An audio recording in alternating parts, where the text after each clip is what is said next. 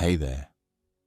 Tonight we're going back to the very beginning, to a time before temples, before heroes, before even the gods themselves walked beneath an open sky. We're going to the moment when existence itself was still learning what it meant to be. You'll drift through the story of Gaia, the earth, the mother of everything that breathes and moves and grows. From her birth in emptiness to her countless children, from her loves and losses to her quiet wars against the very gods she helped create.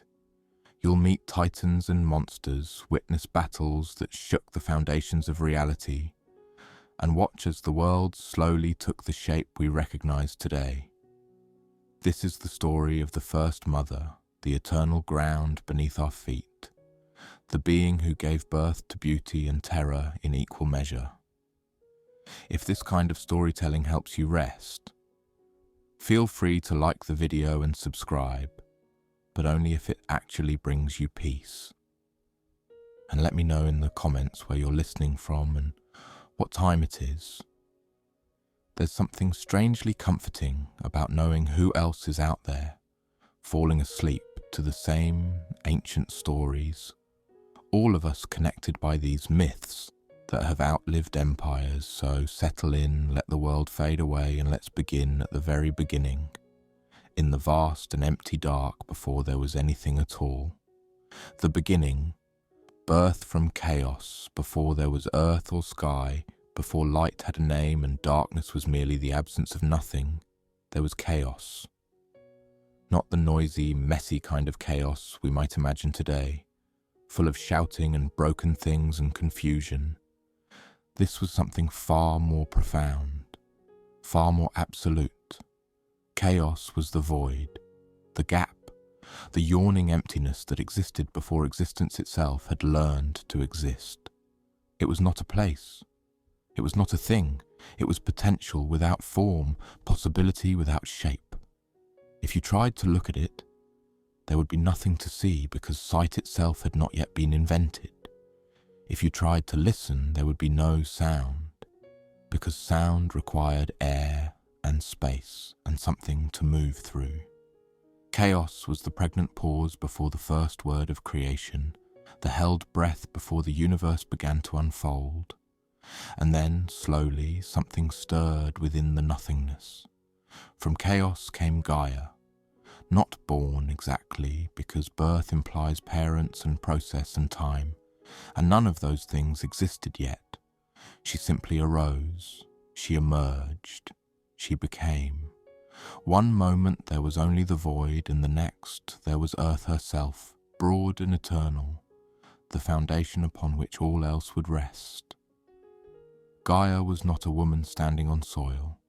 She was the soil.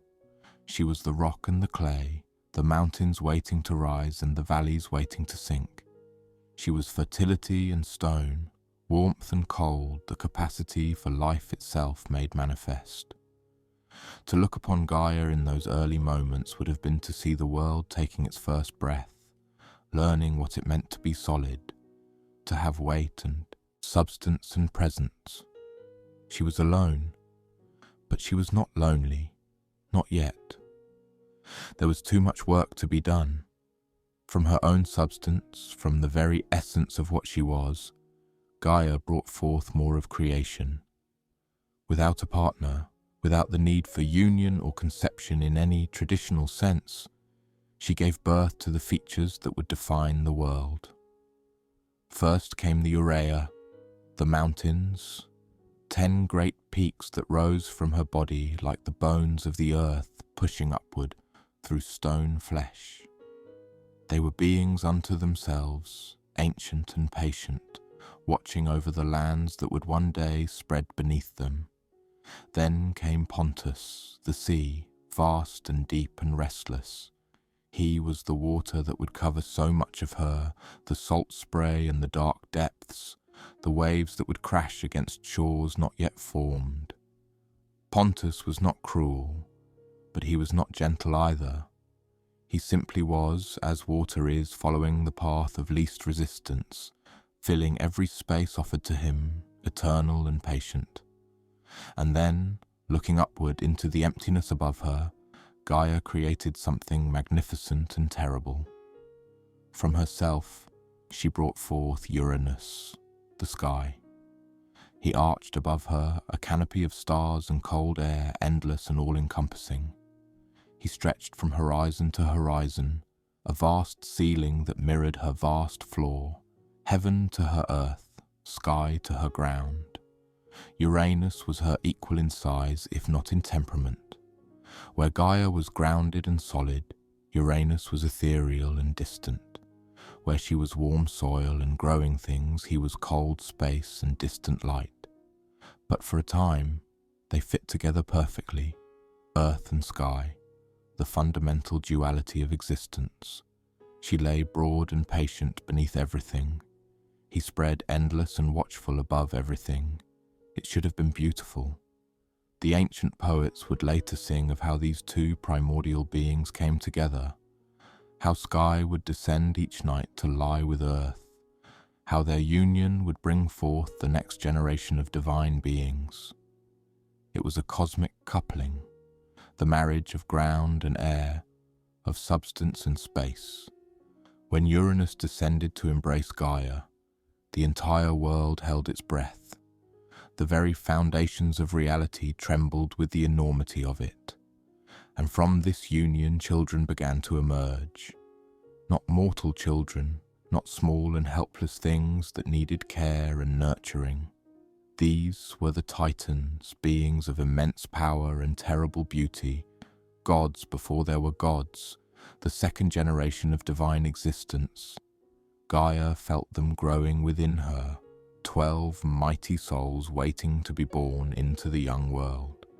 She prepared herself for their arrival, readying the earth to receive them, to give them space to grow and learn and become whatever they were meant to be. The first to emerge were oceanic in their majesty. Oceanus came forth, and with him came the concept of the great river that would encircle the world, the boundary between the known and the unknown. He was water in its most primal form, not the sea, but the stream, the flow, the current that would carry all things forward. Then came the sisters and brothers in their ordered procession. Coeus, the pillar of the north, intelligence embodied. Creus, whose very name meant ram, all force and forward motion. Hyperion, who would carry light itself, father to the sun and moon. Iapetus, the piercer, whose very existence suggested mortality, would one day enter the world. Theia, who would gift the world with sight and vision. Rhea, who would flow like a river, mother of mothers to come. Themis, divine law given form, justice and order incarnate. Mnemosyne, memory herself, the ability to hold the past and carry it forward. Phoebe, bright and pure, grandmother to prophecy. Tethys, who would marry her brother Oceanus and fill the world with rivers. And finally, Cronus, the youngest, the clever one, patient and thoughtful and dangerous in ways that wouldn't become apparent until much later. 12 Titans, 6 brothers and 6 sisters, each one a force of nature, each one carrying within them the seeds of concepts that would define the world to come. Gaia looked upon them with something like pride. They were magnificent, they were powerful, they were hers. But Uranus looked upon them with something else entirely. Fear, perhaps, disgust, resentment. Whatever the feeling was, it curdled quickly into something dark and terrible. These children, his children, were large and strange and powerful. They were too much, too loud, too strong, too alive. They threatened something in him, some deep insecurity about his own place in the cosmos. So he made a decision that would echo through all of Greek mythology, setting in motion a pattern that would repeat across generations. He refused to let them be born properly. The tyranny of heaven, the relationship between earth and sky began as something natural, almost inevitable. They were opposites that completed each other, the ground and the air, matter and space. But that balance shifted the moment their children began to form. Uranus, looking down from his position above, saw these powerful beings growing within Gaia, and something twisted in him. Perhaps he feared their strength. Perhaps he resented sharing Gaia's attention. Perhaps he simply could not tolerate anything that might rival his own supremacy. Whatever his reasoning, the decision he made was cruel beyond measure. As each Titan was born, as each magnificent being emerged into the light, ready to take their first breath of existence, Uranus pushed them back inside Gaia, back into the earth, back into their mother's womb, cramming them into darkness and stone, refusing them the freedom of the surface world. Imagine it. 12 beings of divine power, fully formed and conscious, pressed into spaces too small to hold them, buried alive in their own mother's body. They weren't dead. They couldn't die. They were immortal. But they couldn't live either, couldn't move or grow or become what they were meant to be. They were trapped in an existence that was neither life nor death, frozen in a state of perpetual almost birth. And Gaia felt every moment of it. She felt their pain because it was her pain. Their prison was her body. Every time they struggled against their confinement, she felt it like a wound. Every time they called out in the darkness, she heard it echoing through stone and soil. She was both their mother and their cage, loving them absolutely and unable to free them. But the Titans were not the only children born from the union of earth and sky. After them came 3 more sons, the Cyclopes. These were not the smaller, more common Cyclopes that would appear in later tales. These were the original 3, the elder Cyclopes, beings of incredible craftsmanship and terrible power. Brontes, Steropes, and Arges, their names meant thunder, lightning, and bright. Each had a single eye in the center of their forehead, but that eye could see more than any 2 eyes ever could. They could see into the heart of metal and stone, could understand the deep structure of reality itself. They were smiths, creators, makers of things that had never existed before. In time, they would forge weapons that could shake the very foundations of the cosmos. But they would never get that chance under their father's rule. Uranus looked at them and saw only their strangeness, their single eye, their massive size, their unsettling presence. And just as he had done with the Titans, he shoved them back into the earth, back into Gaia's womb, back into the darkness and the stone. 3 more souls trapped, 3 more voices crying out in the deep places. And then came the Hecatonchires. If the Titans were powerful and the Cyclopes were strange, the Hecatonchires were both and more besides. 3 brothers, Cottus, Briareos, and Gyges, each one massive beyond imagining. They had 50 heads each, 50 different faces, all sharing one impossibly large body. And from their shoulders sprouted 100 arms, a forest of limbs that could reach in every direction at once, that could build and destroy with equal ease. They were chaos given form, possibility multiplied, strength beyond measure. Uranus took one look at them and knew he could never control them, could never predict them, could never feel safe while they existed in the open world.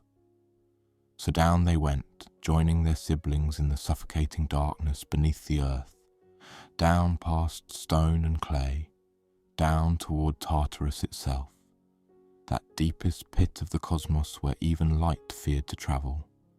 18 children in total, 18 divine beings buried alive, 18 voices crying out in pain and confusion, and Gaia heard every single one. She tried to bear it. She tried to accept it as the way things had to be. Uranus was her partner after all. He was sky to her earth. Surely he had his reasons. Surely there was some cosmic necessity to this cruelty that she simply couldn't understand yet. But as time passed and the pain didn't lessen, as her children continued to suffer in their imprisonment, something in Gaia began to change. Grief turned to anger, anger turned to resolve, and resolve turned to action. She could not free them herself. She was the earth, and they were buried in the earth. She was their prison as much as she was their mother. But what she could do was arm them. What she could do was give them the means to free themselves. From her own substance, from the deepest, hardest part of herself, Gaia fashioned a weapon.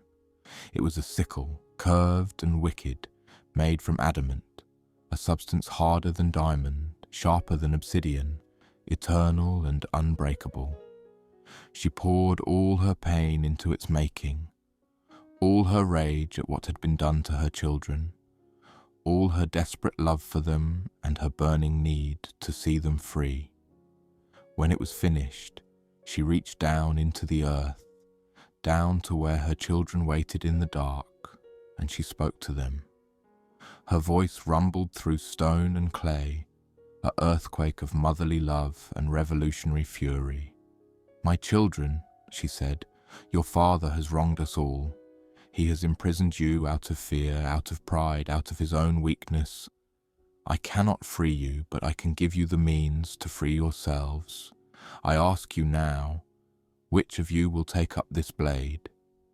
Which of you will face your father and end this tyranny?" The darkness was silent for a long moment. The Titans could hear her, each one pressed against stone, feeling the weight of the question. It was not a small thing she asked. To raise a weapon against Uranus was to challenge the sky itself, to rebel against one of the fundamental forces of existence. It was to risk everything, to invite the consequences beyond imagining. One by one, they remained silent. The elder Titans, powerful as they were, could not bring themselves to act. Fear held them, or perhaps duty, or perhaps simple shock at what was being asked. But then, from the deepest part of the prison, a voice answered, "I will." It was Cronus, the youngest of the Titans, the last-born and the most patient. He had spent his entire existence waiting in the dark, listening to his siblings, thinking, planning. Unlike the others, he didn't speak from anger. His voice was calm, measured, almost gentle. But beneath that calm was something cold and absolutely certain. "Give me the sickle, mother," Cronus said. "I will do what must be done." Gaia felt something like relief and something like dread. She passed the weapon down through layers of earth until it reached Cronus's waiting hand. The adamant blade gleamed even in the absolute darkness, eager for the task ahead. Now all they had to do was wait for Uranus to descend. The castration of heaven, Uranus had his patterns, his rhythms, his cosmic habits.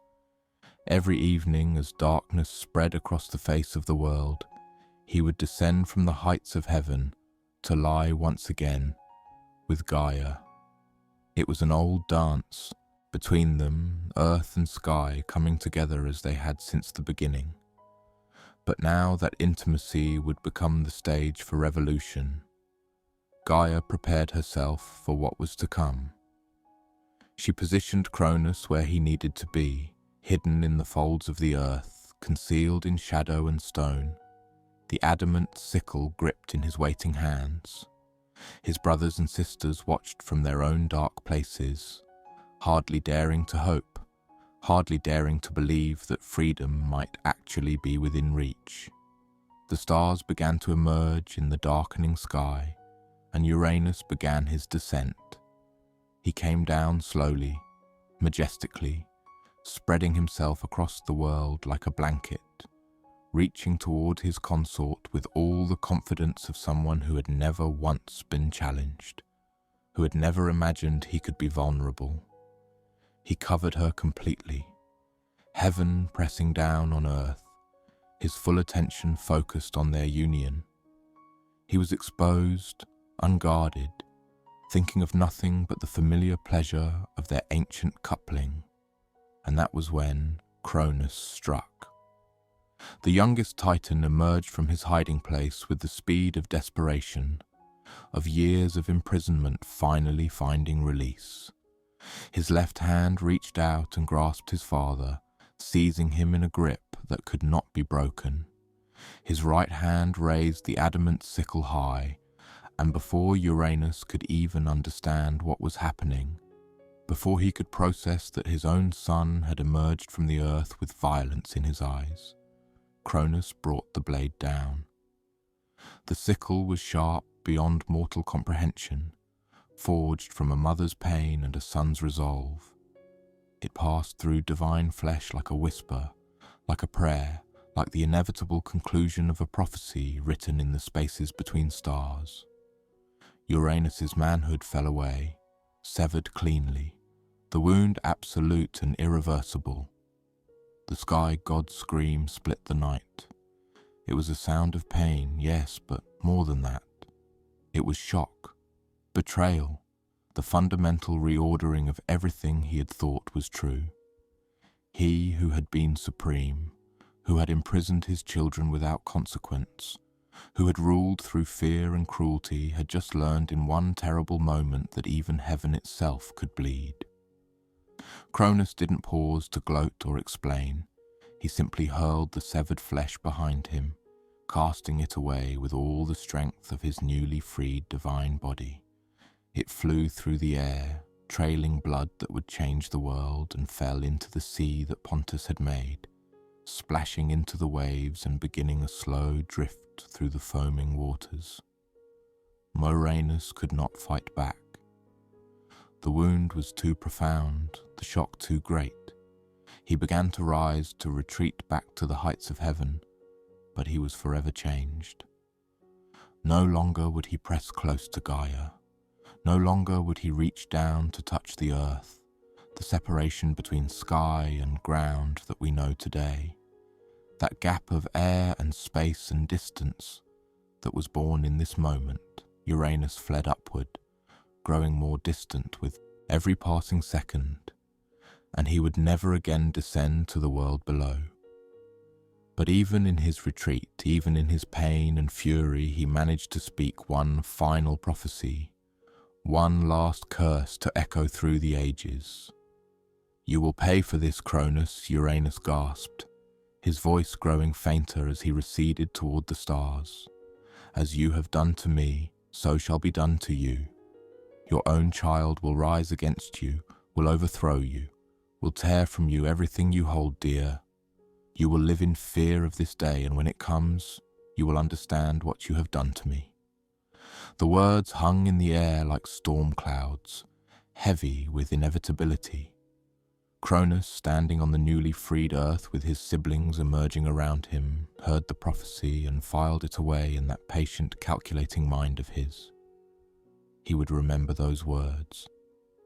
He would spend every day of his coming reign remembering them.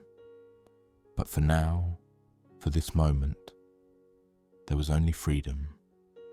The earth itself seemed to shake as the buried children of Gaia finally emerged into the light. The Titans climbed up from their prison, blinking in wonder at the world they had been denied, feeling wind on their faces for the first time, seeing the sky above them not as an oppressive weight, but as open space, as possibility. The Cyclopes came forth, their single eyes wide with amazement at the beauty of the surface world. The Hecatonchires stretched their 100 arms toward the heavens, each limb trembling with the joy of finally being able to move freely. Gaia wept. Not tears of sorrow now, but of relief, of vindication, of a pain finally ended. Her children were free. The tyranny was over. The age of Uranus had come to its violent, necessary end. But the blood of a castrated god does not simply disappear into the ocean. Divine blood has power, has purpose, has consequences. Where Uranus's blood fell upon Gaia, where those drops of divine gore spattered across her surface, new life stirred. Not gentle life, not peaceful life, but beings born from violence and pain and cosmic upheaval. First came the Erinyes, the Furies, three sisters with eyes that wept blood and voices that could drive mortals to madness. Alecto, Megaera, and Tisiphone, they were vengeance personified, the cosmic punishment for crimes against blood and family.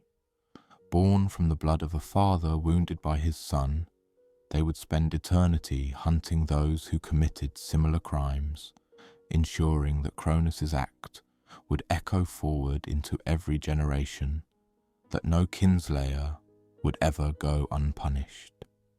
Then came the giants, the gigantes, a race of beings enormous in size and terrible in aspect.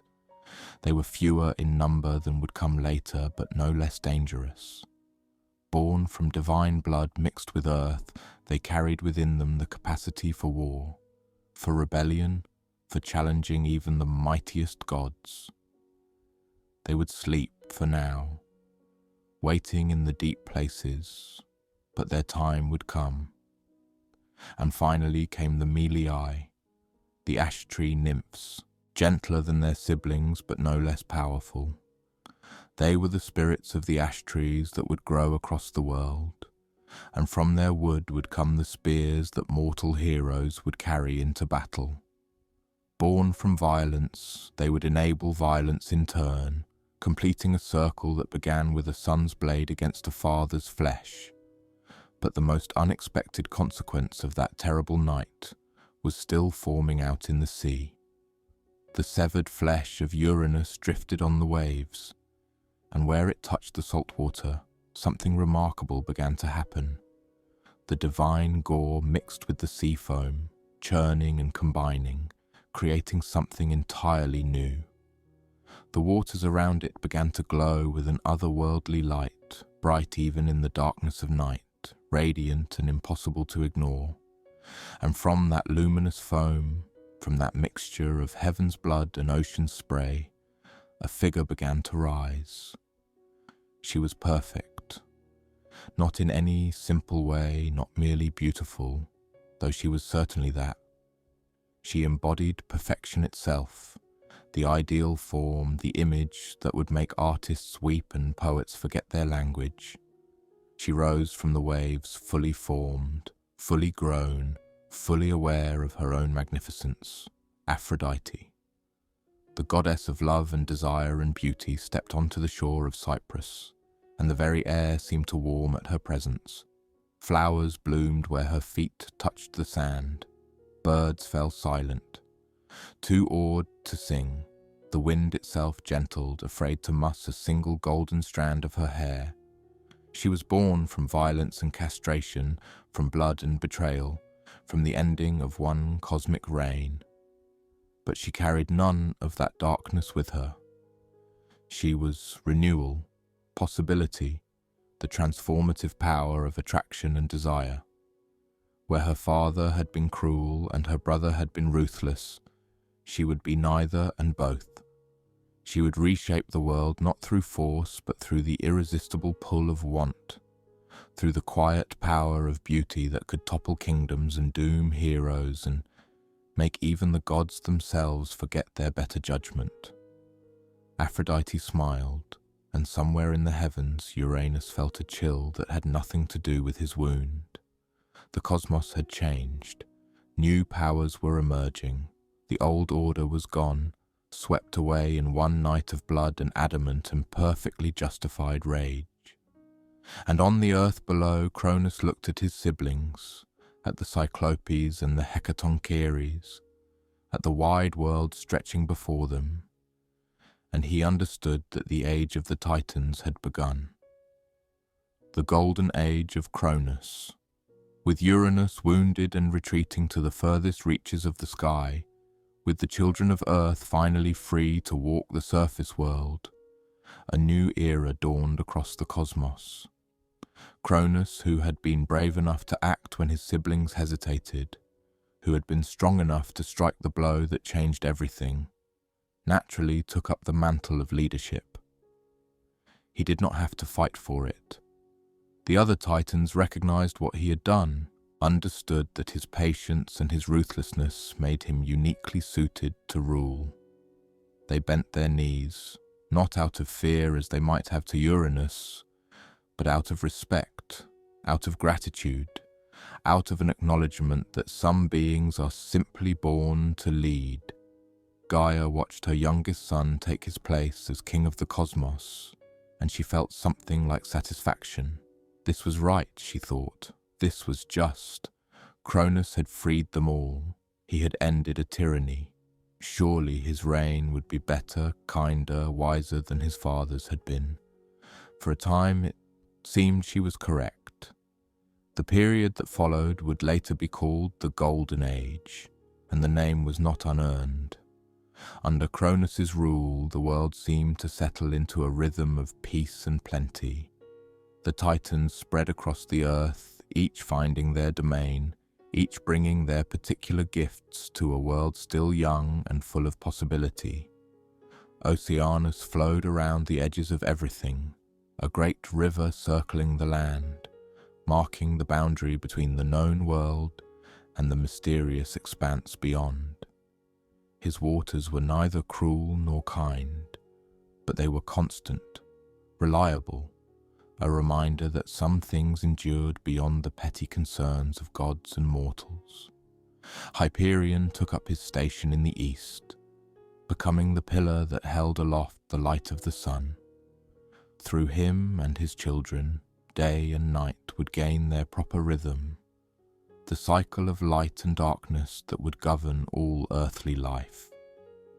Themis established herself as the embodiment of divine law, the force that would stand between chaos and order, ensuring that even gods could not act with complete impunity.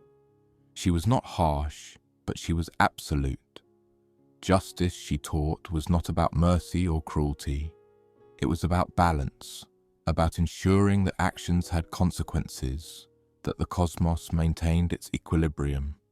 Mnemosyne became memory itself, the power that would allow time to have meaning, that would let the past inform the present and the present build toward the future. Without her, each moment would exist in isolation, disconnected from all that came before. She wove the moments together, creating the thread of narrative that would become history. The other Titans found their own places, their own purposes. They were gods, yes, but they were also forces of nature, embodiments of fundamental aspects of existence. They worked together, mostly in harmony, building a world that was stable and functional and, for a time, almost peaceful. Even the Cyclopes and the Hecatonchires found a place, though Cronus was always wary of them. Their power was too raw, too unpredictable. He didn't imprison them as his father had. He wasn't that cruel, but he didn't trust them either. He kept them close, kept them watched, kept them just uncomfortable enough that they wouldn't consider rebellion. And somewhere during this time, humanity entered the world. They weren't created with any great ceremony. They simply appeared, as if the earth itself had decided that it was time for smaller, frailer, mortal beings to walk upon its surface. The ancient poets would argue for generations about where exactly the first humans came from. Some said Prometheus, the clever Titan, had shaped them from clay. Others said they emerged from the trees, born from the ash nymphs, the Meliae. Still others claimed they had always been there, small and quiet and beneath the notice of the gods until suddenly they weren't. However they came to be, these first humans lived lives of remarkable ease. The earth gave freely of its bounty. Crops grew without planting. Fruit hung heavy on trees that required no tending. The weather was mild, the seasons gentle. Death, when it came, was like falling asleep, painless and natural, a simple transition from one state to another. They knew no sorrow, these golden race of men. They knew no war, no hunger, no disease. They lived their years in contentment, working without toil, aging without suffering, and passing into death as gently as a breath released. Cronus looked upon them and felt nothing in particular. They were beneath his concern, really. Small things, mortal things, fluttering through their brief lives like mayflies. What did they matter when the Titans walked the earth, when immortal beings shaped the very foundations of reality? Gaia, though, felt differently. She looked at these small, temporary creatures and felt something stirring in her ancient heart. They were her children too, in a way. They walked upon her surface, ate her fruits, drank her waters. They were fragile and brief, but they were alive. They mattered. She didn't interfere with them much. She wasn't that kind of mother. But she was present, always present, the ground beneath their feet, the soil that fed them, the earth that would receive them when their time ended. They called her by many names, and she answered to all of them, or to none of them, content to simply be what she had always been, the foundation, the beginning, the mother of all. But even as the golden age unfolded in apparent tranquility, even as the Titans ruled and humanity thrived and Gaia rested in something like peace, a shadow was growing. Cronus had not forgotten his father's curse. How could he? The words echoed in his mind during every quiet moment, a prophecy that felt more like a promise, a guarantee of coming doom. Your own child will overthrow you. He tried to dismiss it, to convince himself that he could avoid such a fate. He was clever, wasn't he? Patient. He had waited in darkness for generations before striking against Uranus. Surely he could outwit a simple prophecy. But prophecies in Greek mythology are not simple things. They are not warnings that can be heeded or threats that can be avoided. They are facts of the future, events that have already happened in some cosmic sense, just waiting for linear time to catch up with them. Still, Cronus tried. He found a wife among his sisters, Rhea, gentle and flowing, a fitting consort for a king of the Titans. She was everything he needed, powerful enough to be a worthy partner, loyal enough to trust. Together they would build a dynasty that would last forever. And then Rhea became pregnant. The moment Cronus learned that his wife was carrying a child, the prophecy roared back to the forefront of his mind. This child, or perhaps one that would come after, would overthrow him, would tear from him everything he had fought to gain, would repay his rebellion against Uranus with a rebellion of their own. He couldn't allow it. He wouldn't allow it. And so, when Rhea gave birth to their first daughter, when she held the newborn goddess Hestia in her arms and looked at Cronus with joy and hope and love, he did something that would echo his father's cruelty in ways he didn't even realize. He took the baby from Rhea's arms, opened his mouth impossibly wide, and swallowed his daughter whole. Rhea screamed. Gaia, feeling it through the earth, cried out in sympathetic horror. But it was done.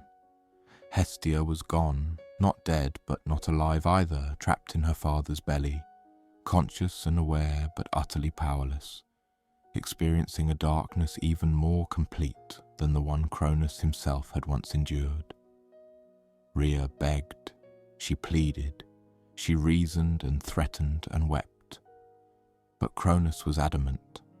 The prophecy was specific. One of his children would overthrow him. If he simply ensured that his children never had the chance to grow, to develop, to become the kind of being who could challenge a Titan king, then the prophecy couldn't come true. It was perfectly logical. It was also perfectly monstrous. When Demeter was born, down she went into Cronus's gullet, swallowed in one terrible gulp. Then Hera, proud even as an infant, screaming her outrage until the moment she disappeared into darkness. Then Hades, quiet and thoughtful, not even crying as he vanished. Then Poseidon, struggling and fighting, but too small to escape his father's grasp. 5 children, 5 gods and goddesses, 5 beings of immense potential power, all trapped in the belly of their own father, all suffering a fate remarkably similar to what Cronus himself had once suffered at the hands of Uranus. The irony was lost on him, or perhaps it wasn't. Perhaps he knew exactly what he was doing, understood the parallels, and simply didn't care. Fear has a way of making monsters of us all, even Titan kings, even liberators who once struck a blow for freedom. Rhea was devastated. Gaia was furious. But what could they do? Cronus was king. He was the mightiest of the Titans, the one who had defeated Uranus. Who could stand against him? When Rhea became pregnant for the 6th time, she knew she couldn't bear to lose another child.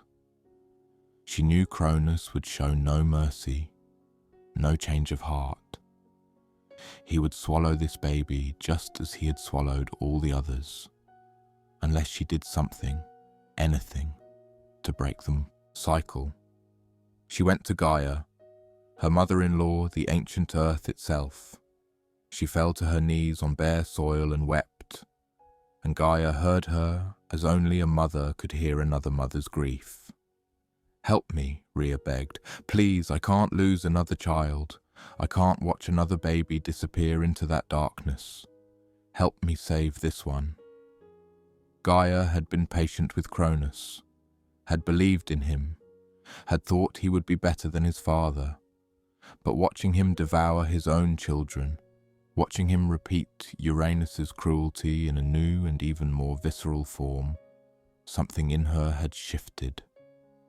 This was not the son she had armed. This was not the liberator she had hoped would rule with wisdom and justice. This was just another tyrant, wearing a different face. "I will help you," Gaia said, her voice rumbling up from the depths of stone and soil. "But you must do exactly as I say. You must trust me completely. Can you do that?" Rhea nodded, tears streaming down her face. "Then listen carefully," Gaia said, "and prepare yourself, because we are going to save your son." The birth and hiding of Zeus, the plan was simple, elegant, and required perfect timing. When Rhea's labor began, when she felt the 6th child moving within her, ready to enter the world, she did not call for Cronus. She fled instead, guided by Gaia's whispers, traveling through the night to the island of Crete, to a cave hidden deep in the mountains, a place where even a Titan king's searching eyes might not penetrate. Mount Dicte rose before her, and within its stony flank, a cave waited. It was perfect, this cave, hidden by thick forest, shielded by the mountain itself, a womb within the earth, an echo of Gaia's own protecting embrace. Rhea crawled inside, exhausted and afraid, and there, on the bare stone floor, she gave birth to her youngest son, Zeus. He was perfect, this last child, healthy and strong and already showing signs of the power he would one day wield. His first cry echoed through the cave, and thunder rumbled in the distance as if the sky itself recognized that something significant had just happened. But there was no time to marvel at him, no time for the normal joys of new motherhood. Rhea had perhaps an hour, maybe 2, before Cronus would notice her absence, would come looking for her, would demand to see the child and swallow it as he had swallowed all the others. Gaia was already preparing the next phase. Near the cave she had gathered a large stone, roughly the size and weight of a newborn god. It was smooth river rock, worn by water and time, and in the dim light, wrapped in swaddling clothes, it might look like a baby. It would have to. Rhea cleaned Zeus quickly, wrapped him in the softest cloth she had brought, and then, with a mother's breaking heart, she handed him to the attendants Gaia had arranged. Nymphs of the mountain, ancient and loyal, who would raise him in secret, who would protect him with their lives, if necessary. Then she took the stone, wrapped it in identical swaddling, and began the journey back to Cronus. She found him waiting in their palace, pacing like a caged animal, his face dark with suspicion. "Where have you been?" he demanded. "The birth came suddenly," Rhea said, and there was no lie in her voice because this was truth. "I barely had time to prepare. But here is your son." She held out the wrapped bundle, and Cronus's face twisted with something that might have been regret, or might have been fear, or might have been simple resignation. Whatever it was, it didn't stop him. He took the bundle, felt its weight, heard the quiet stillness of stone that Rhea's fear let her sell as exhausted newborn sleep. And then, without ceremony, without even looking at what he thought was his child, Cronus opened his mouth and swallowed the stone whole. It settled in his stomach alongside his other children, heavy and inert. He felt nothing amiss. Why would he? A stone, a baby, both were foreign objects in his divine gut. Both were simply there, inert masses, problem solved. Rhea watched him do it, watched him swallow the stone with the same casual cruelty he had shown to their living children. And something in her died that day. Something that had loved him, that had believed in him, withered and turned to dust. He was still her husband, still the king, still the father of her children, but he was also the monster who had devoured them, and she would never forget that, never forgive it. She turned away before he could see the hatred in her eyes. Meanwhile, on Crete, in the cave on Mount Dicte, the real work of raising Zeus had begun. The nymphs who had agreed to care for him were not ordinary spirits. They were ancient beings, loyal to Gaia, gifted with wisdom and patience and a fierce protective instinct. They fed him on the milk of a divine goat named Amalthea, whose golden horns would later become symbols of plenty and abundance. The milk was sweet and nourishing, more than mere sustenance.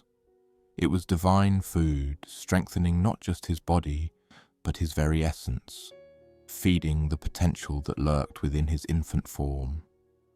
When he cried, which infants do, the nymphs and minor gods who attended him would clash their spears and shields outside the cave, creating a din that would mask the sound of divine infant tears, ensuring that Cronus, far away but always potentially listening, would not hear evidence of the child who had escaped his hunger. As Zeus grew, he learned the truth of his existence. The nymphs told him stories, taught him about the world beyond the cave, explained who his father was and what had been done. They told him about his siblings trapped in Cronus's belly, still alive but imprisoned. They told him about Gaia, his grandmother who had orchestrated his survival. They told him about Uranus, wounded and retreating. They taught him about the Titans, about power and cruelty and the cycles of violence that seemed to define divine succession. And Zeus listened and learned and grew strong. He was not content to hide forever. That was clear from the beginning. Even as a child, he had a will that could not be contained, an ambition that burned bright and hot. He wanted to rule, yes, but more than that. He wanted to set things right. He wanted to free his siblings. He wanted to end his father's reign just as his father had ended Uranus's. He wanted revenge, dressed up in the noble robes of justice. Gaia visited him sometimes, her presence filling the cave like earthquake and summer storm combined. She looked at her grandson and saw in him something she had never quite seen in Cronus. Not patience exactly, not wisdom, but a kind of raw force of will, a refusal to accept the world as it was, an insistence that things could and would be different. "You will overthrow him," Gaia told Zeus when he was nearly grown, standing tall and powerful in the cave that had been his entire world. "The prophecy your grandfather spoke is true. You are the child who will end Cronus's reign." "I know," Zeus said, and thunder rumbled again, closer this time. "But you cannot do it alone," Gaia continued. "You will need allies. You will need weapons. And first, before anything else, you will need to free your siblings." Zeus nodded, his eyes bright with the kind of determination that would one day terrify mortals and gods alike. "Tell me what to do," he said. "Tell me how to begin." And Gaia, who had now set in motion the downfall of 2 consecutive rulers of the cosmos, who had proven herself to be the ultimate kingmaker and kingbreaker, smiled. "First," she said, "we get you a job in your father's court. Nothing suspicious, just a simple position, a cupbearer perhaps, someone who might have access to Cronus's food and drink, someone trustworthy enough that Cronus would never think to watch them closely." "And then?" Zeus asked. "And then," Gaia said, "we make your father regret every child he ever swallowed." The return and the revolt. Zeus left Crete in disguise, his divine radiance dimmed through Gaia's power, appearing to all who saw him as nothing more than a handsome young servant, perhaps a minor god, or even a particularly blessed mortal, certainly nothing that would attract a Titan King's concern. He made his way to Mount Othris, where Cronus had established his palace, where the Titans held court and shaped the world according to their ancient will. The deception was almost insultingly easy. Cronus, secure in his power, paranoid about prophecy but blind to immediate threats, saw only what he expected to see. A new servant come to serve in his household, bringing wine and food, bowing low, speaking only when spoken to. Zeus played the part perfectly. He was patient, careful, watchful. He learned the rhythms of the palace, the routines of his father's day, the moments when guards were relaxed and attention wandered. He waited for his opportunity, knowing it would come, knowing that fate itself was on his side. Gaia had given him a potion, something ancient and powerful, brewed from herbs that grew in the deepest parts of the earth, minerals that had never seen sunlight, water from springs that bubbled up from beneath Tartarus itself. It was bitter beyond measure, strong enough to affect even a Titan, and its purpose was simple: to make Cronus violently ill, to force his stomach to rebel, to cause him to vomit up everything he had swallowed. One evening, during a feast, Zeus found his moment. He brought Cronus his wine as usual, but this time the cup contained more than fermented grapes. The potion swirled invisible in the dark liquid, waiting. Cronus drank without hesitation, without even looking at the cup or the cupbearer. Why would he? He was king. He was supreme. He had nothing to fear from a servant. The potion took effect almost immediately. Cronus's face went pale, his hand flew to his stomach, his eyes widened in shock and sudden, overwhelming discomfort. He tried to stand, to call for help, to do anything, but his body had already rebelled against him.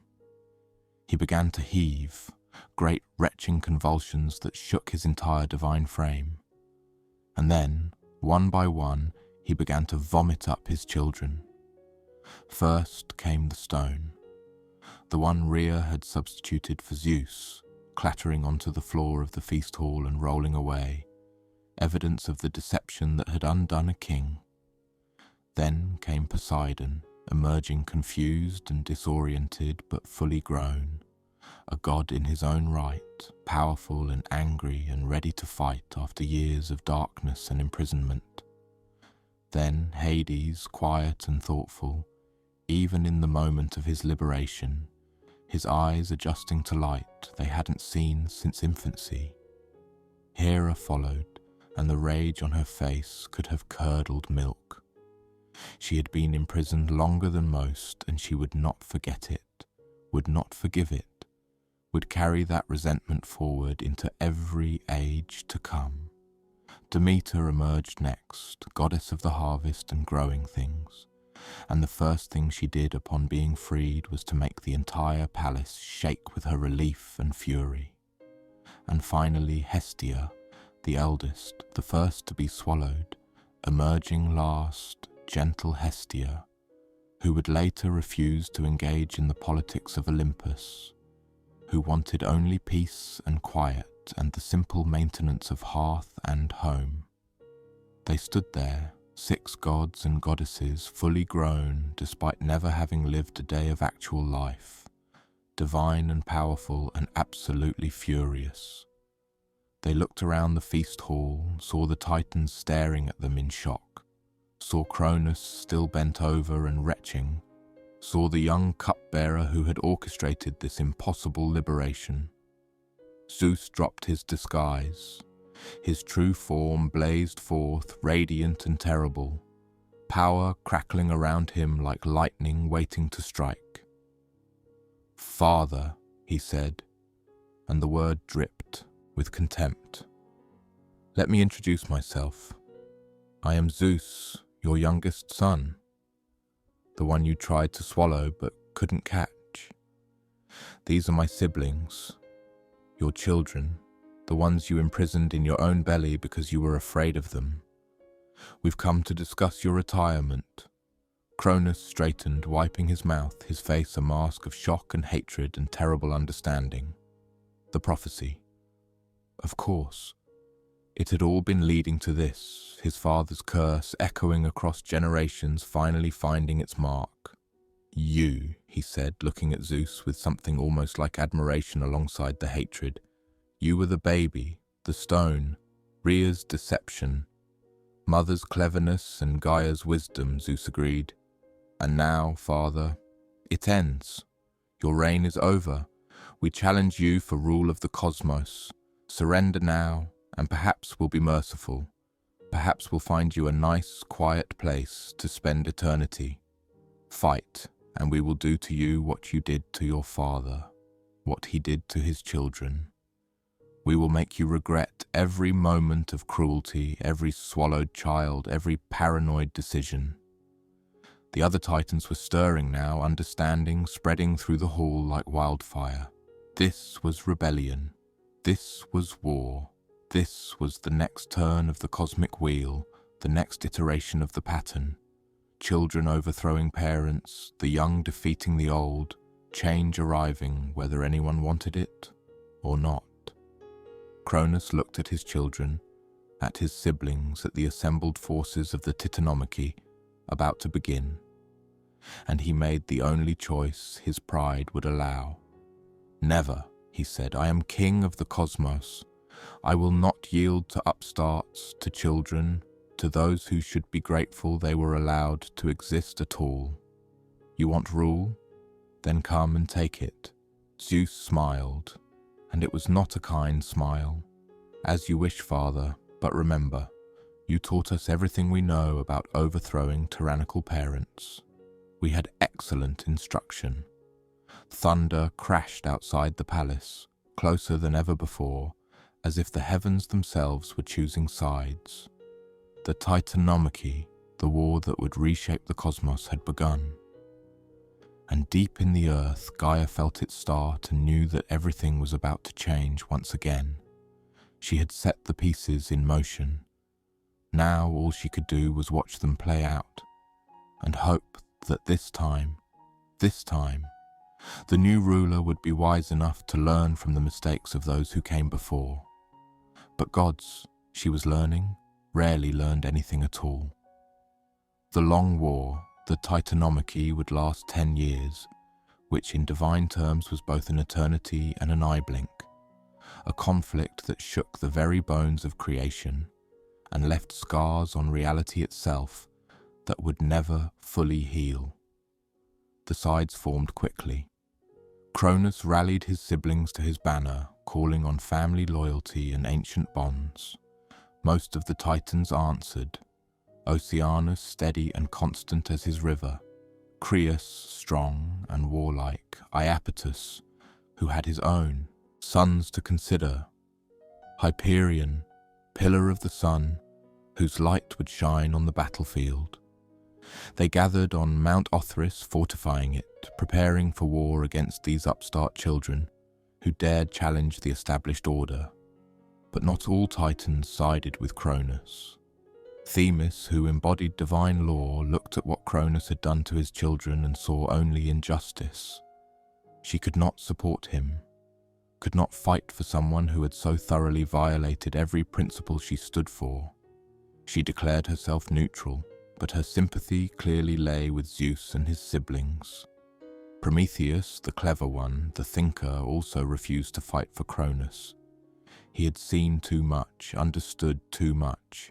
The pattern was clear. Cronus would fall. The only question was how much damage would be done in the falling. Better to step aside, to observe, to perhaps even quietly assist the winning side. And one Titan surprisingly joined Zeus outright. Rhea, who had never forgiven Cronus for what he did to their children, who had helped save Zeus and now saw her chance for justice, or perhaps revenge, stood with her youngest son against her husband. The symbolism was not lost on anyone. The Olympians, as Zeus and his siblings were beginning to be called, made their stronghold on Mount Olympus, the tallest peak in all of Greece, close to the heavens, a fitting home for those who would rule the sky. From there they waged their war. In the beginning, neither side could gain advantage. The Titans were experienced, ancient, secure in their power. The Olympians were young but fierce, driven by righteous anger and the kind of desperation that comes from knowing you have everything to lose. They clashed in the valleys between their mountains. Lightning met stone, water met fire, the earth groaned beneath the weight of immortals at war. Forests burned, seas boiled, the sky itself seemed to crack and weep. Mortals, those golden race humans who had lived so peacefully during Cronus's reign, found their world transformed into a nightmare. The earth shook beneath their feet. The stars fell from the sky. The sun forgot to rise some days, trapped behind clouds of dust and divine fury. They huddled in their caves and prayed to gods who were too busy fighting to listen. Year after year, the war dragged on. Gods were wounded but couldn't die, which meant they healed and returned to battle, an endless cycle of violence and recovery. Heroes emerged on both sides. Hades proved to be a brilliant tactician. Poseidon's strength was legendary, capable of flooding entire valleys or calling up earthquakes with a thought. Hera's rage was a weapon in itself, focused and terrible. But Cronus matched them, and his brothers matched them, and the war seemed like it might go on forever, the cosmos caught in an eternal stalemate of violence and fury.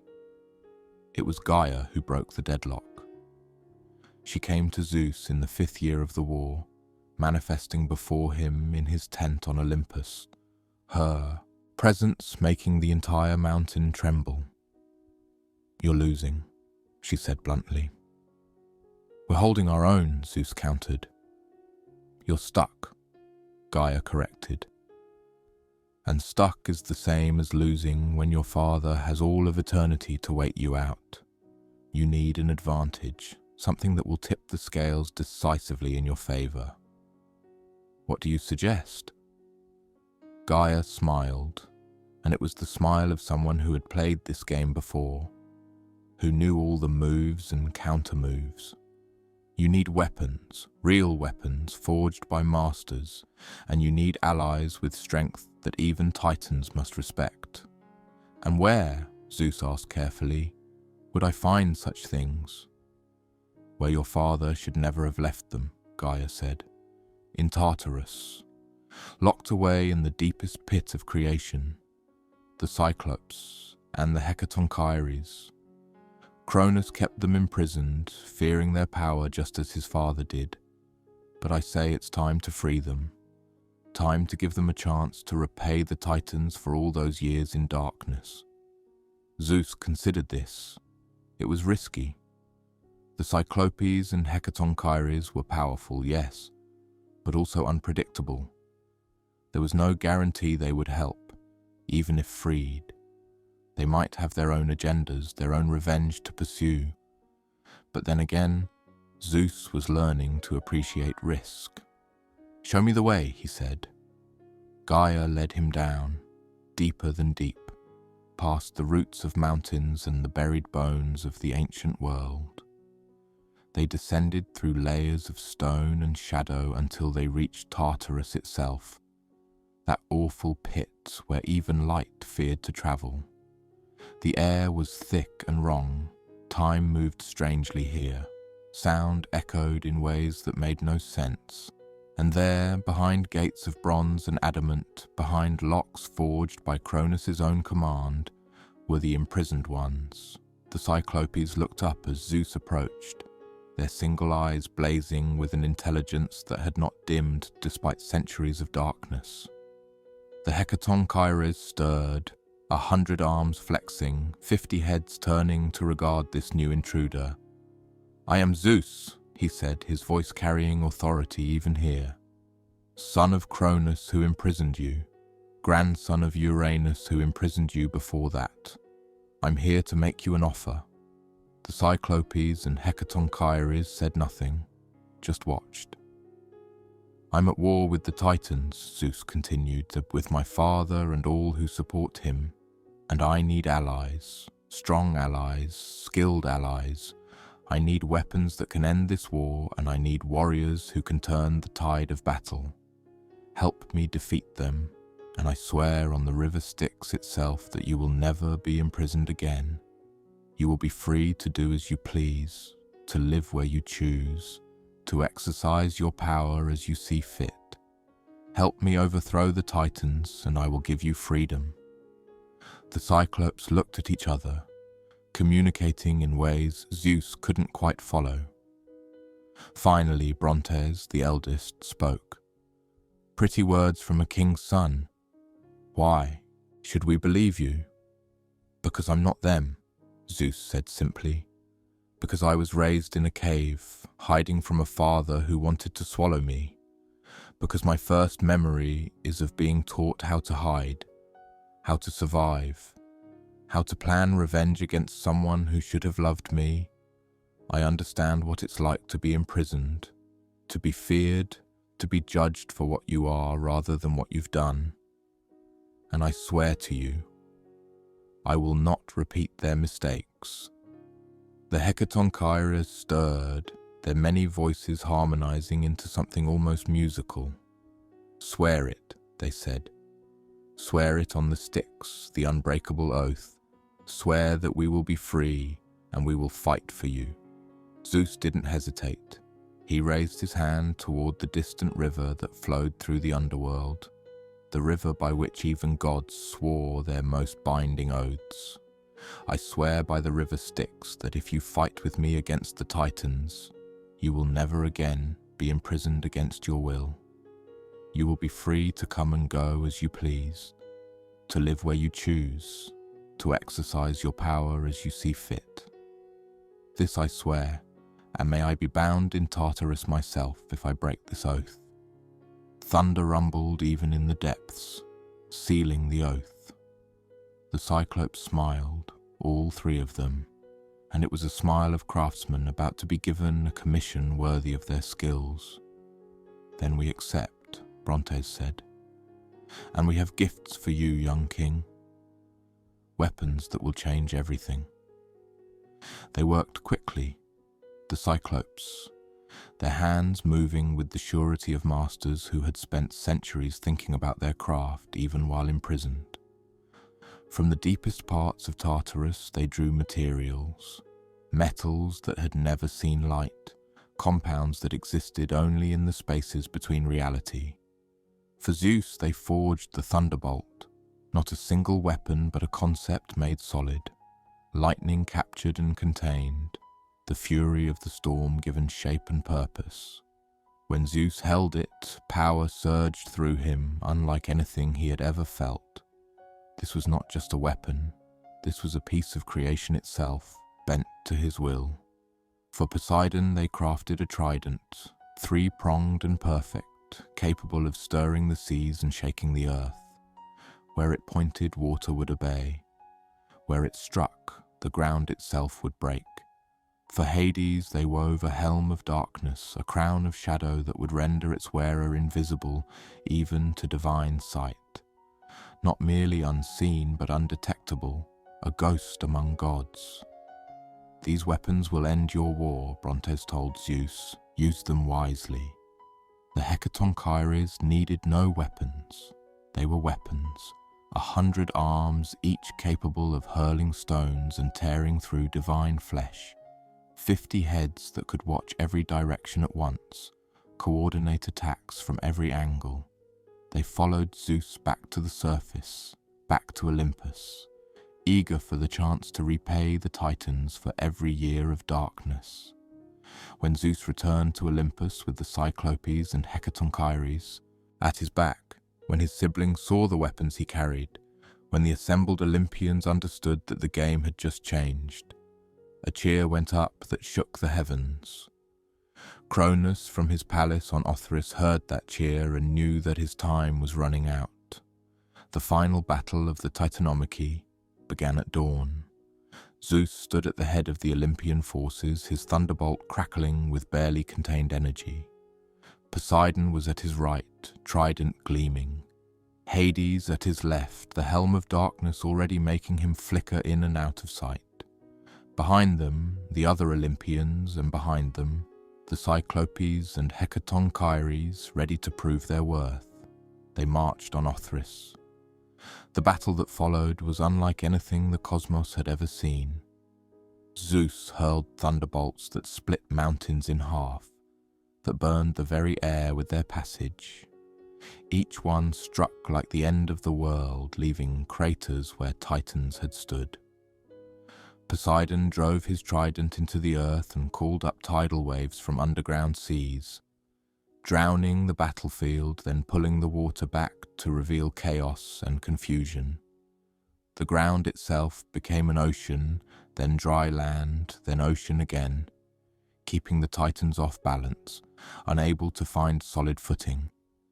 Hades moved unseen through the enemy ranks, his invisibility allowing him to strike from impossible angles, to appear behind defenders, to sow fear and confusion. He was everywhere and nowhere, a whisper of doom, a shadow that killed. The Hecatonchires were a force of nature unto themselves.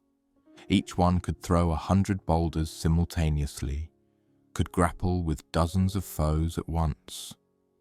They coordinated perfectly, their many heads communicating in ways that made them act as single organisms with impossible reach and strength. The Cyclopes fought with a precision that spoke to their craftsmanship. They knew exactly where to strike, to break stone, to shatter weapons, to disarm and disable. They were surgeons of destruction, each blow calculated and perfect.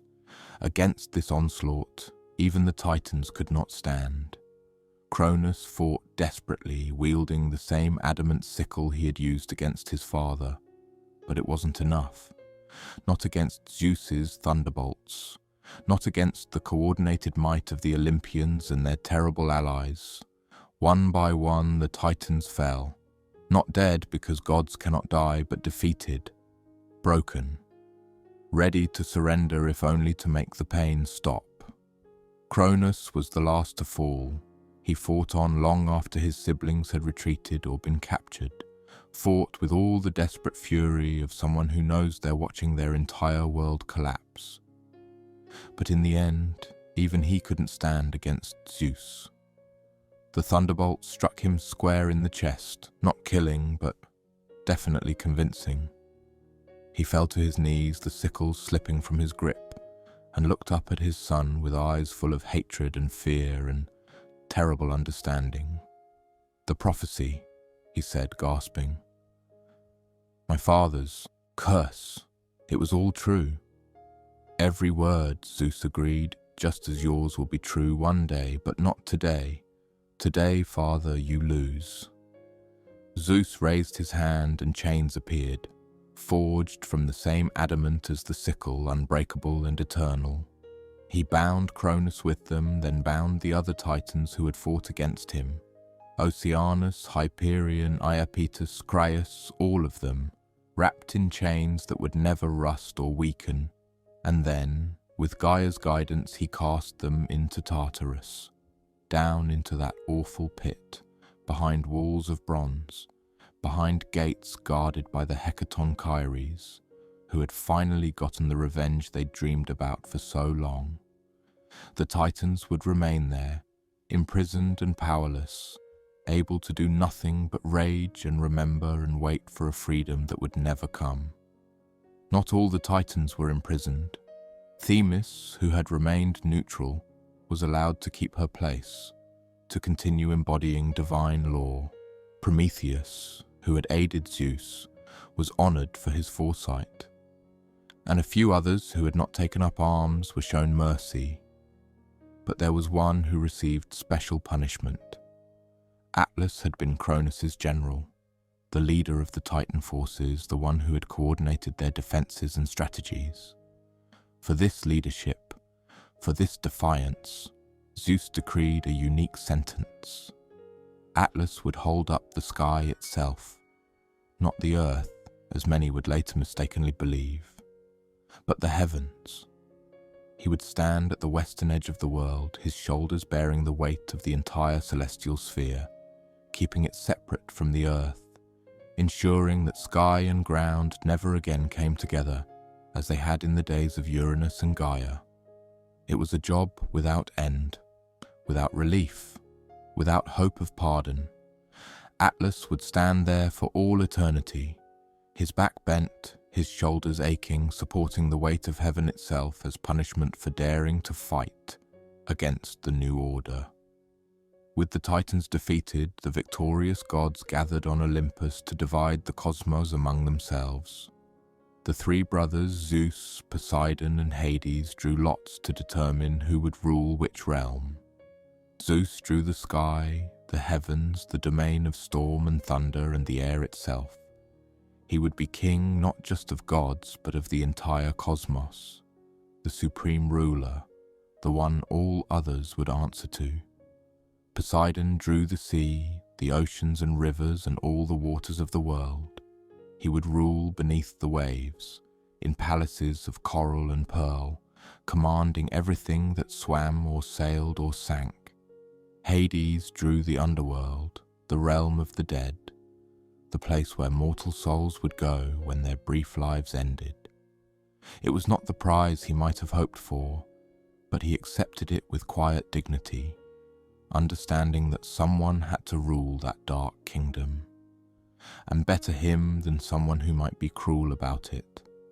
The earth itself was left to all of them, shared territory, or perhaps territory belonging to none of them.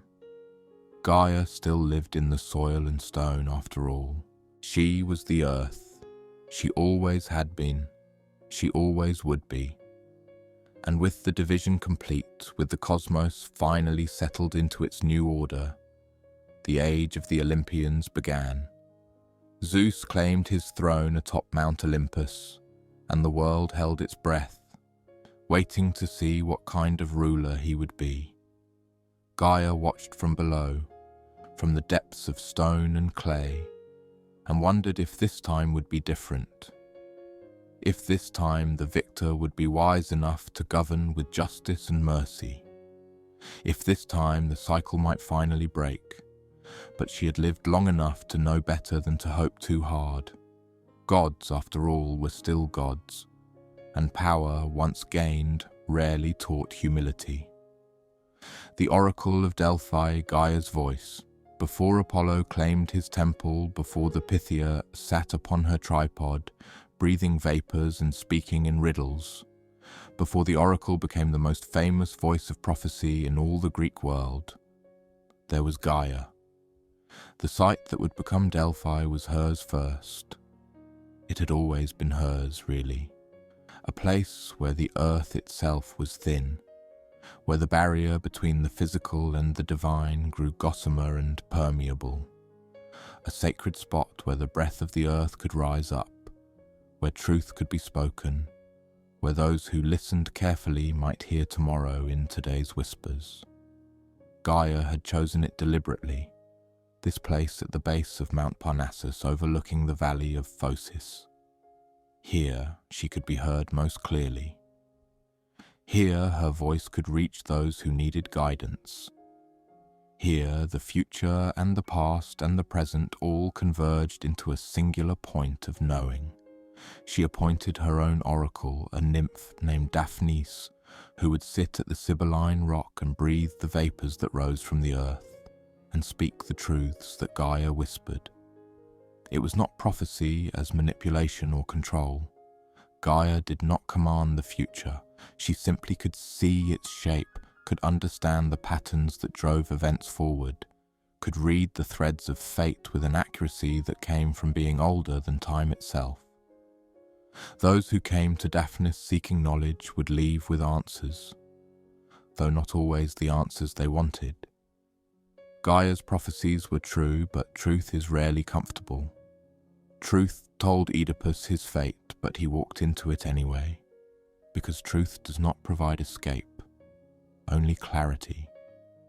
Some sources claimed that Gaia shared the oracle with Poseidon at first, that the sea god and the earth goddess worked together to provide guidance, that the voice of the waters and the voice of the land spoke in harmony. Others said she passed her oracular authority first to Themis, divine law given prophetic sight, ensuring that what was foreseen would also be just. But however it was arranged, for a time Delphi belonged to Gaia and her chosen voices. And then came Apollo. The god of prophecy, music and light had heard of Gaia's oracle, had understood its power and prestige. He wanted it for himself. But there was a problem. Gaia's son Python guarded the site. Python was not evil, not cruel.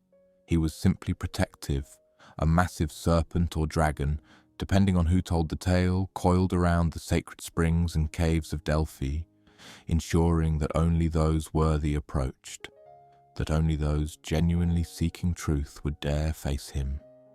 He was Gaia's guardian, faithful and fierce. Apollo came anyway, arriving with his bow and his arrows and his divine confidence.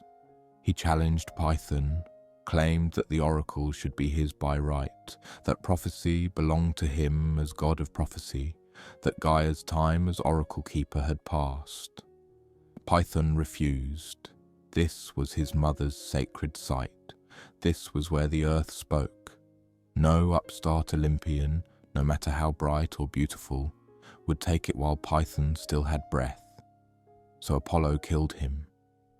The battle was fierce and the accounts varied, but the ending was always the same. Apollo's arrows found their mark, piercing serpent flesh, spilling blood that had guarded Delphi since before the Olympians even existed. Python fell, and with his dying breath, he knew that something precious had been lost, that the oracle would never again be quite what it was.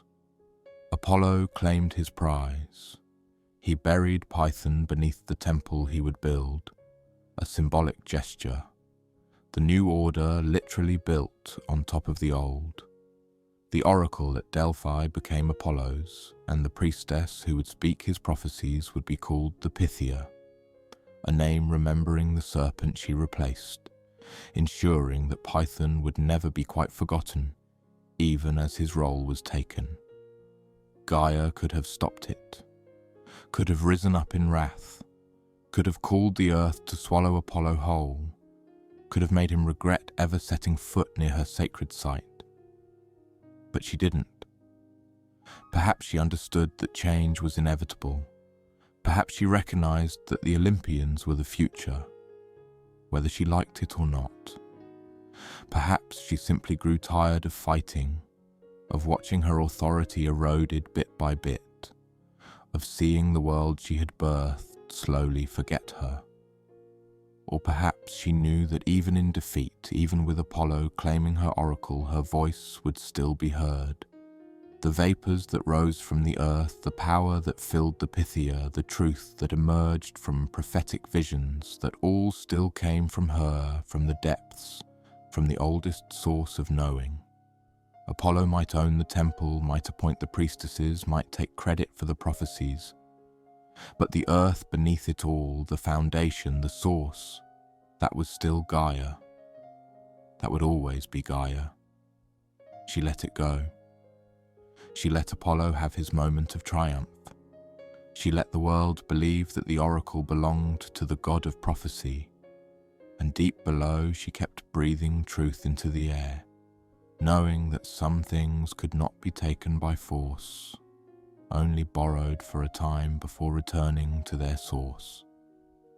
The oracle would speak for Apollo, yes, but it would speak in Gaia's voice, whether anyone remembered that or not. The Gigantomachy, Mother's final army. Gaia had thought, perhaps hoped, that with Zeus established on Olympus, with the Titans imprisoned in Tartarus, with the cosmos settled into its new order, that her part in the divine drama was finished. She could rest. She could simply be the earth, passive and supportive, letting the gods play out their conflicts without her interference. But then Zeus began to show his true nature, and Gaia remembered why she had never been able to trust kings.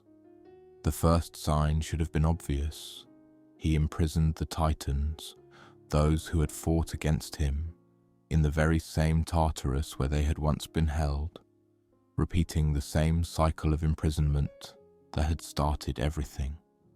Gaia had freed her children from Uranus's tyranny only to see them trapped again, first by Cronus and now by Zeus. Different jailer, same cell, and Zeus showed no signs of leniency, no interest in mercy or forgiveness. The Titans would rot in Tartarus forever, never to see the light again, never to walk free, never to be anything but prisoners. Gaia felt the old familiar anger stirring. How many times would she have to watch her children imprisoned? How many generations of gods would repeat the same patterns, the same cruelties, the same paranoid tyranny? She had helped Zeus, had guided him, had given him the tools and allies he needed to overthrow Cronus. And this was how he repaid her. By becoming exactly what he had fought against. The betrayal cut deep. So Gaia did what she always did when faced with injustice. She created an army. But this time she didn't just give birth through union with Uranus or Tartarus or any other primordial being. This time she reached back to the blood that had fallen on her when Cronus castrated Uranus, to that divine gore that had already spawned the Furies and the first giants. She drew on that old violence, that ancient wound, and from it she brought forth more. The Gigantes, the giants, rose from the earth where Uranus's blood had long ago soaked into the soil.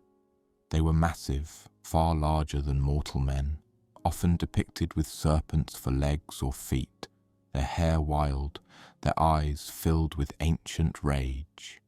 They were born for one purpose, to war against the Olympian gods, to punish Zeus for his treatment of the Titans, to restore the old order or at least destroy the new one.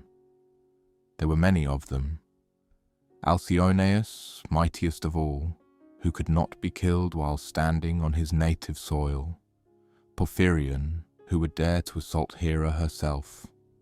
Enceladus, who would be buried beneath Mount Etna. polyboats, who would flee across the sea only to have an island dropped on him. Dozens more, each one a force of destruction, each one carrying a piece of Gaia's fury. She stirred them to action, whispered to them of their purpose, told them that the Olympian gods were usurpers and tyrants, that Zeus was no better than Uranus or Cronus, that the cosmos needed to be cleansed of his rule. The giants listened, and they believed because Gaia was their mother and her word was truth.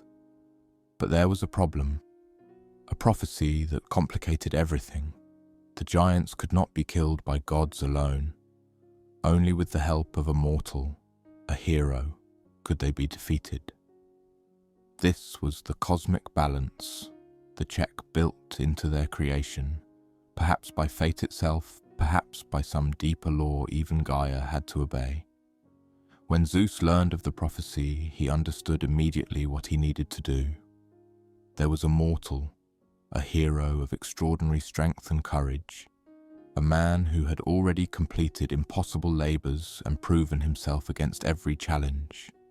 His name was Heracles, and he was, conveniently, Zeus's own son by a mortal woman. Zeus sent Athena to summon Heracles to bring him to Olympus, to explain what was needed. But first, there was the matter of the herb. Gaia had learned of the prophecy too, understood the vulnerability it created for her children. There existed a magical plant growing in the darkest parts of the earth, a herb that would make the giants invulnerable even to mortal weapons, that would neutralize the one advantage the Olympians had. If she could find this plant and give it to her children, the prophecy wouldn't matter. The giants would be truly unbeatable. She began to search for it, reaching through soil and stone, questing through the hidden places where strange things grew. It was deep, this herb, secreted away in darkness. But she was the earth itself. She could find it. She would find it. But Zeus was clever too, and he had inherited his grandmother's capacity for ruthless action. He forbade Eos, the dawn, from rising. He commanded Selene, the moon, to remain hidden. He ordered Helios, the sun, to refrain from shining. For one day and night, the world was plunged into absolute darkness, a blackness so complete that even Gaia's searching could not penetrate it. And in that darkness, Zeus himself went searching. He moved through the earth, guided by Athena's wisdom, and he found the herb before Gaia could. He harvested every specimen, every leaf and root and seed, ensuring that his grandmother would never be able to use it to protect her children. When light finally returned to the world, when Eos and Selene and Helios resumed their duties, Gaia realized what had happened. Zeus had outmaneuvered her. The giants would have to face both gods and heroes without the protection she had hoped to give them. The war began soon after. The giants launched their assault on Mount Olympus, attempting to storm the heights where the gods had made their home. They piled mountain on mountain, trying to build a stairway to heaven, trying to reach the gates of the divine palace. They hurled massive boulders and breathed fire and fought with a fury born from their mother's rage and their own desire for glory. The gods met them in battle, and the earth shook with the conflict. Zeus hurled his thunderbolts, each one striking like divine judgment, burning and blasting but not quite killing, because the prophecy was absolute. Athena fought with her spear and shield, strategic and precise. Poseidon used his trident to crack open the earth beneath the giants' feet. Apollo's arrows found their marks with unerring accuracy. Artemis hunted the giants like the monsters they were. But it was Heracles who made the difference. The mortal hero, blessed with divine strength but still fundamentally human, moved through the battlefield with his bow and club, delivering the killing blows that the gods could only set up. Alcyoneus fell when Heracles dragged him beyond the borders of his homeland. past the edge of the territory where his invulnerability worked, and there struck him down with arrows dipped in the Hydra's poison. Porphyrion, who had been struck by Zeus's thunderbolt and then dared to lay hands on Hera, died to Heracles' arrow through the eye. One by one, the giants fell. Some were buried under mountains like Enceladus beneath Etna, where his thrashing would explain volcanic eruptions for all time. Others were simply killed, their bodies left to mark the battlefields where gods and mortals had combined to defend Olympus. The Gigantomachy ended in decisive Olympian victory. The giants, Gaia's last great army, were defeated. The few who survived went into hiding, became legends, cautionary tales about challenging the gods. And Gaia, watching from the depths, felt something break inside her. She had tried. She had raised armies, had fought against tyranny, had resisted the cycle of divine cruelty, and she had failed. Zeus remained on his throne. The Olympians remained supreme. Nothing had changed except the body count. But Gaia was not done. Not quite. She had one more child in her, one more weapon, one more attempt to humble Zeus and make him understand that the earth itself could not be ignored forever. She would create the most terrible monster the cosmos had ever seen, and his name would be Typhon. Typhon, the last challenge. In her grief and rage, in the depths of her disappointment with the cycle of divine tyranny that seemed to repeat no matter who sat on the throne, Gaia turned to her brother Tartarus. Not the place, but the god, the personification of the abyss itself, the darkness that lurked beneath even the deepest stone. Their union was not tender or loving, it was primal, desperate, angry. It was the earth mating with the void, substance coupling with emptiness, creation finding common cause with oblivion. From this union, from this merging of fundamental opposites, came something unprecedented. Typhon. The descriptions of him varied wildly depending on who told the tale, but all agreed on one thing. He was monstrous beyond comprehension. Some said he had 100 dragon heads, each one breathing fire, each one speaking in different tongues and voices. Others claimed his body was that of an enormous serpent, coiled and massive, with wings that could darken the sky and hands that could reach the stars. His heads, when he spoke, produced every sound imaginable: the roar of bulls, the howl of wolves, the hiss of serpents, the unintelligible babble of languages that had never existed and never would. He was chaos given form, the antithesis of order, the living embodiment of everything Zeus's rule was supposed to stand against. He was, in short, the perfect weapon. Gaia looked at her youngest son, this creature of nightmare and fury, and she felt something like satisfaction. This one would not fall as the Titans had fallen. This one would not be defeated as the giants had been defeated.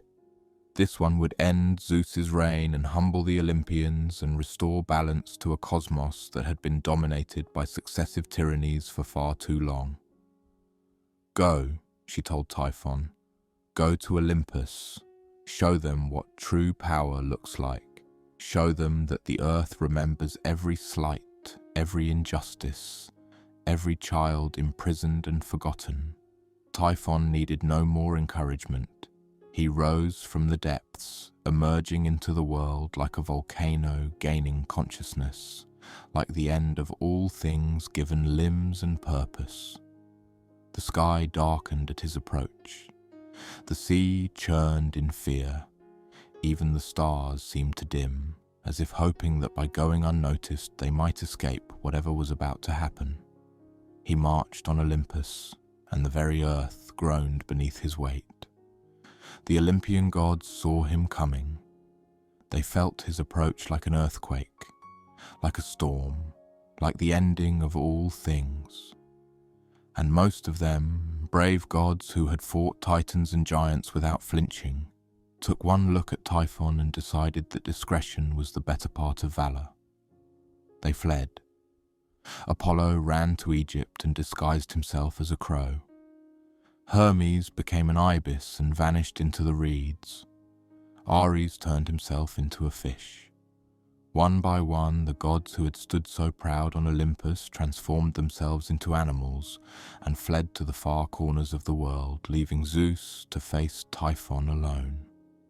Only Zeus remained, because he was king and because running would mean admitting that something existed he couldn't defeat, and because sometimes pride is stronger than sense.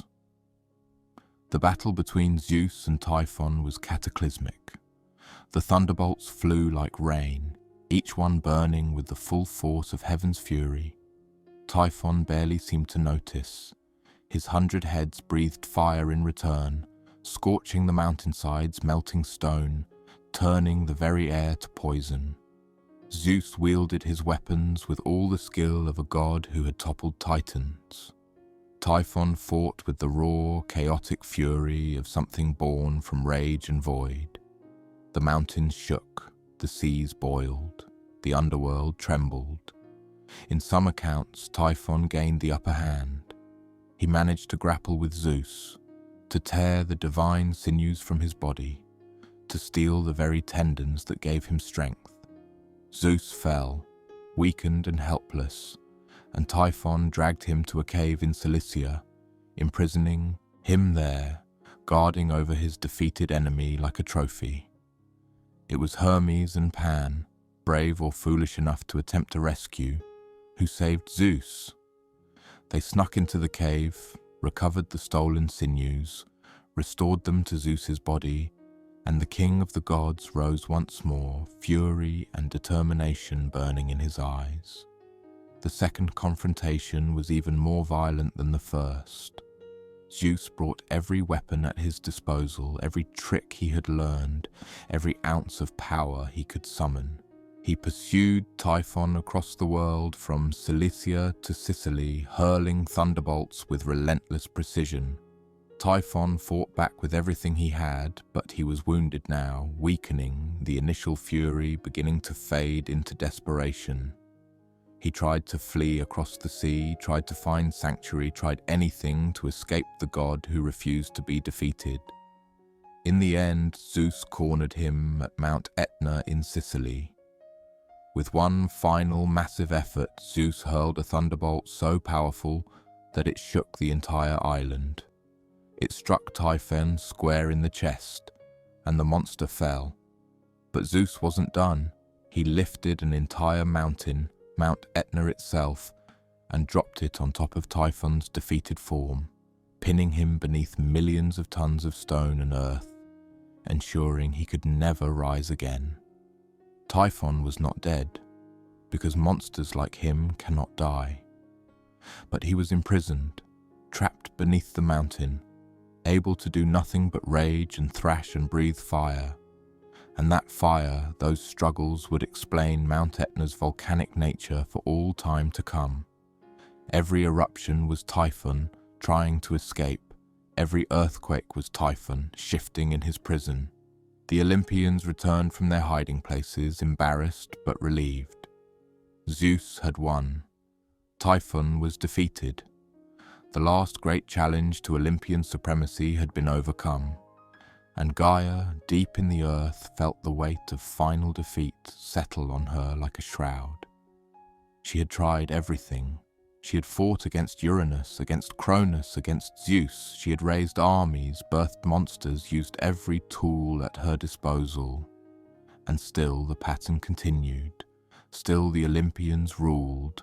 Still her children were imprisoned or defeated or forgotten.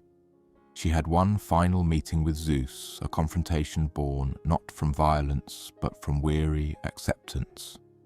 "I yield," she told him. "No more armies, no more monsters, no more challenges to your throne. You have won, grandson, the cosmos is yours." Zeus, standing before her, looked at his grandmother with something that might have been respect or might have been pity. You helped me overthrow Cronus, he said. You freed me when I was helpless. You gave me the tools I needed to become king. Why did you turn against me? Because you became what you fought against, Gaia said simply. Because I hoped you would be different, would learn from their mistakes, would rule with wisdom and justice. But you just repeated the cycle. Different face, same tyranny. I maintain order, Zeus said. I keep the peace. The Titans would have destroyed everything. The giants would have brought chaos. Typhon would have ended existence itself. Perhaps, Gaia acknowledged. Or perhaps they would have brought change. Perhaps they would have broken the cycle. We'll never know now, will we? Zeus had no answer to that. I accept your rule, Gaia continued. Not because I approve of it, but because I'm tired. Tired of fighting. Tired of watching my children imprisoned and destroyed. Tired of hoping for something better. Rule your cosmos, Zeus, but know that the earth remembers. Know that every stone and grain of sand carries the memory of what came before you and what might come after. With that, she withdrew. Not into nothingness, not into death, but into the deep quiet of simply being the earth. She would still exist, still provide the foundation for all that walked and grew and lived. But she would no longer interfere, no longer raise armies or birth monsters or attempt to shape the divine succession. She was done. The age of Gaia as an active force in divine politics had ended. The age of the Olympians would continue, unchallenged from below, at least for a while. The quiet presence, Gaia's later tales. Though Gaia had withdrawn from the grand conflicts of divine politics, though she no longer raised armies or challenged kings, she was not absent from the world. How could she be? She was the earth itself. Every step taken was a step on her. Every seed planted was planted in her. Every life that grew did so with her permission and her nurturing. She appeared in smaller stories now, quieter tales that spoke to her enduring presence even as her active role diminished. There was the story of Erichthonius, born through a strange and uncomfortable series of events. Hephaestus, the lame god of the forge, had desired Athena, the virgin goddess of wisdom. In his passion or his frustration, he attempted to force himself upon her. Athena escaped, but some of his seed fell upon her thigh. Disgusted, she wiped it away with a scrap of wool and flung the wool to the ground. And where it landed on the earth, where Hephaestus's divine seed touched Gaia's surface, a child was conceived. Gaia did not choose this motherhood. She did not particularly want to be pregnant through such a method, but she bore the child anyway, because that was what she did. She brought forth life, whether that life was convenient or desired or not.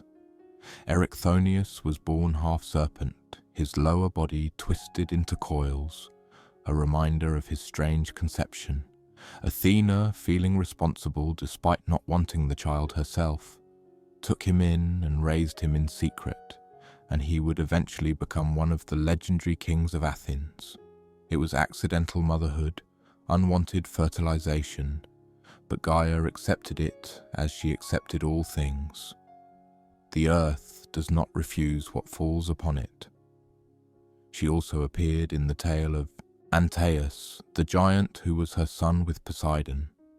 Antaeus was invincible as long as he maintained contact with his mother, the earth. In wrestling matches, he could not be defeated. Every time an opponent threw him down, he would touch Gaia and rise stronger than before, drawing power from her endless reserves. Until Heracles came along. The hero, clever as he was strong, realized the source of Antaeus's power. So rather than throw the giant down, Heracles lifted him up. He held Antaeus aloft, away from the earth, away from Gaia's strengthening touch, and slowly crushed the life from him while suspended in the air. Gaia felt her son die, felt him struggle and weaken and finally go still, and there was nothing she could do. She could not reach him.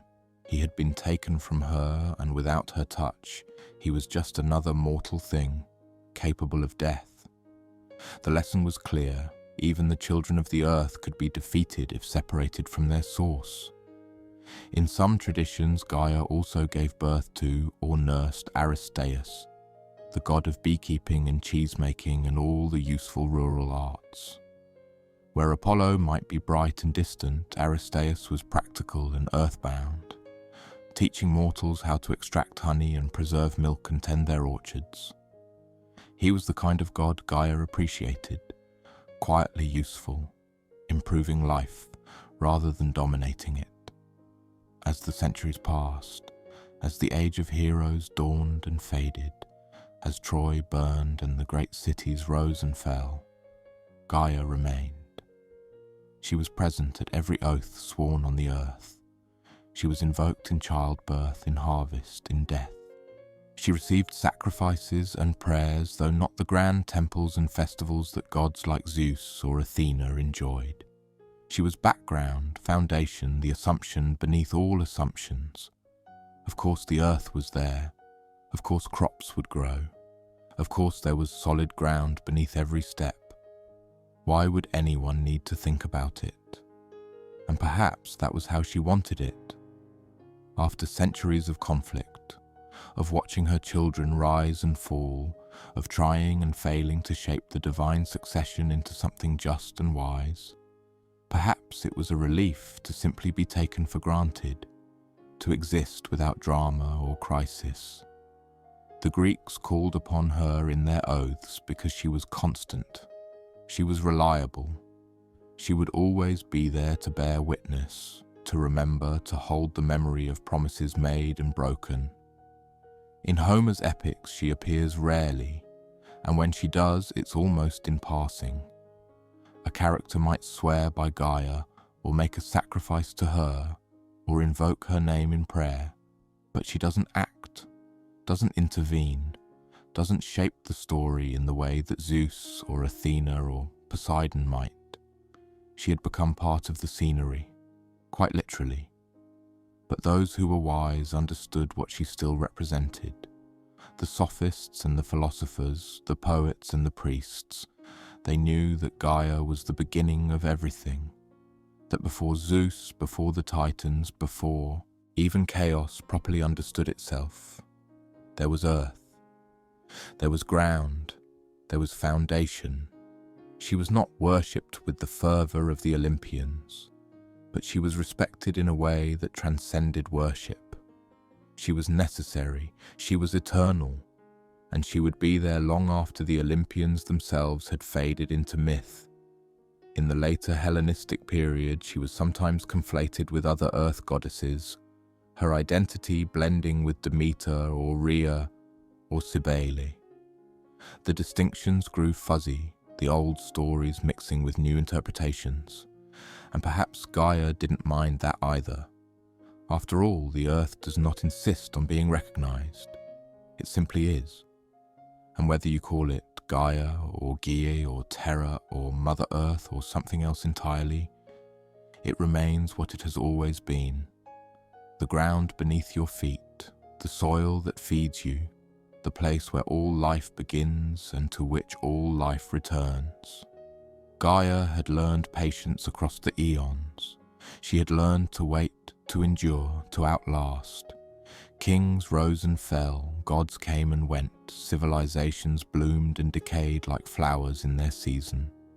But the earth remained, the earth endured, the earth continued, and so did Gaia, quiet and constant and eternal, the first mother, the last refuge, the beginning and the end of all things that walked and breathed and dreamed beneath the sky.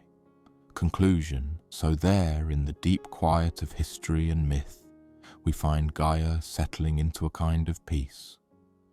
Not the peace of victory or vindication, not the satisfaction of seeing her plans succeed or her enemies defeated, but the peace of acceptance, of understanding that some patterns run too deep to break, that some cycles continue regardless of intervention. She had been the first to emerge from chaos, the foundation upon which everything else was built. She had loved and lost, created and destroyed, fought and yielded, as she had birthed titans and monsters, gods and heroes. She had been mother to the cosmos itself, for better and for worse.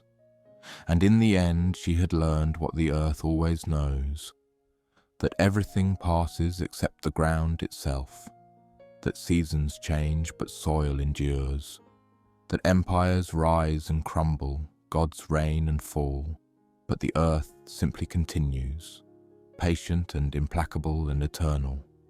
The stories of her great battles and terrible children would be told and retold for thousands of years. Poets would sing of the castration of Uranus, of the gigantomachy, of Typhon's challenge to Zeus. Artists would depict her as a woman rising from the soil, as the ground itself given form and face. But perhaps her truest representation was simpler than that. The earth beneath your feet as you walk, soil that feeds the crops, the stone that holds firm against the tide, the quiet, constant presence that asks nothing and gives everything. Gaia's story is the story of endurance, of maternal love tested beyond all reasonable limits, of trying to protect and nurture in a cosmos that seems determined to devour its own children. It's the story of fighting the good fight and sometimes losing, of doing what you can with what you have, of accepting that perfection is impossible but effort is still worthwhile. She is there still, the ancient poets would tell us.